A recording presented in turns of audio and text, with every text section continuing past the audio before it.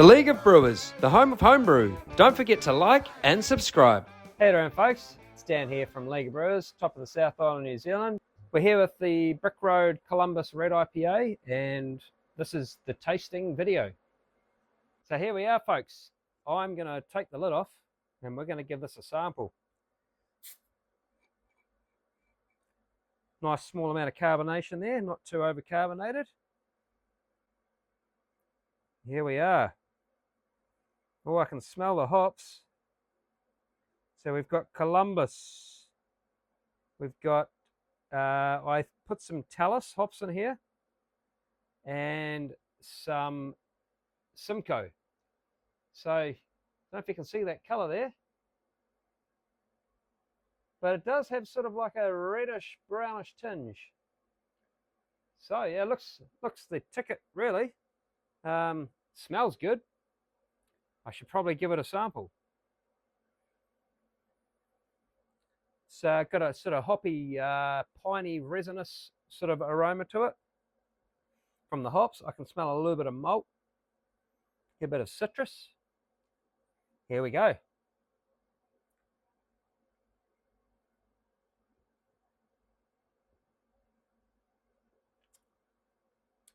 That's clean. So it's got a very clean profile. I can taste the hops. I can taste the malt quite clearly. It's got a nice sweet to off-dry sort of finish.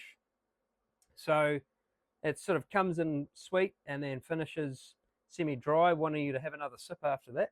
I better have another one.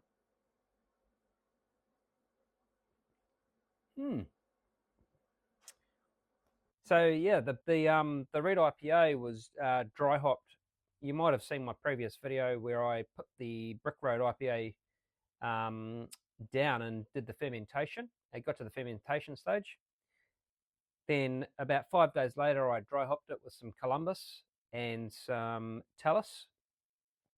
And then a couple of days later, I added 100 grams of Simcoe. So all up, there's around about 220 grams of dry hops in this beer.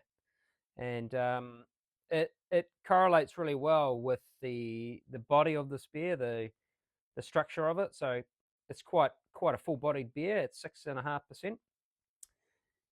Yeah, so this beer was very easy to make. I would say the bottle conditioned sample here is fantastic. Most of it went into a keg, and that was also good. But this is very easy to make in terms of putting it together. You can do this in a simple bucket, just in like the previous video. So do check that video out of how I put that together. One thing I'd say is sanitation and controlled fermentation definitely play a big part in creating a good clean beer. So if I'd taken those two things out of the equation, the beer may have not come out the same. So sanitation, fermentation temperature, and a good pitch of yeast, and you can create a good beer like this. So yeah, this is just one of the Brick Road beer kits that we'll be experimenting with. So do stay tuned for others that will come out. And yeah, impressed again with the Columbus Red IPA from Brick Road. Consensus is we have ourselves a full-bodied, low to medium bitterness.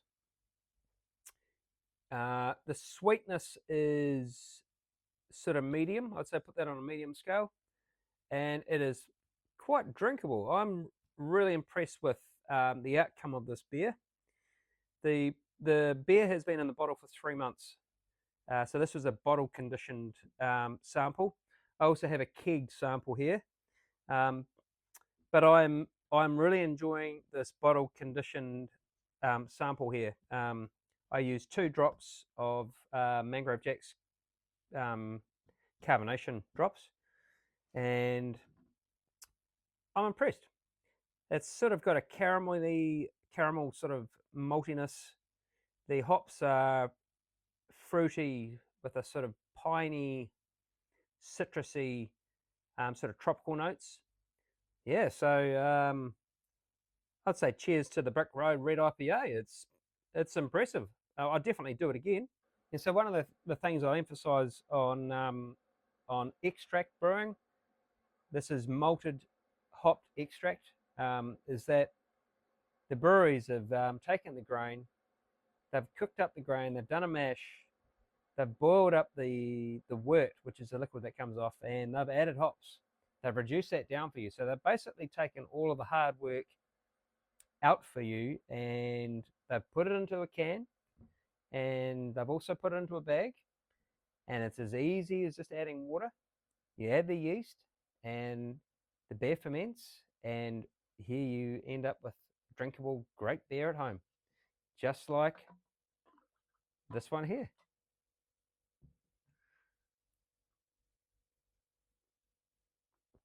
I have to say that this is one of the better homebrew kits I've tried, and in this style, a red IPA is probably one of the most difficult styles to get right in terms of color and flavor.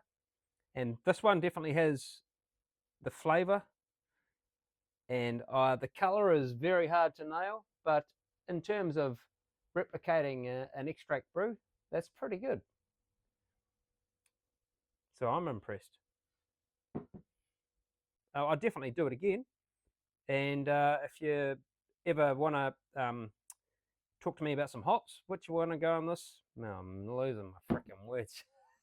And here we have it, a very drinkable beer. So yeah, well, cheers to that.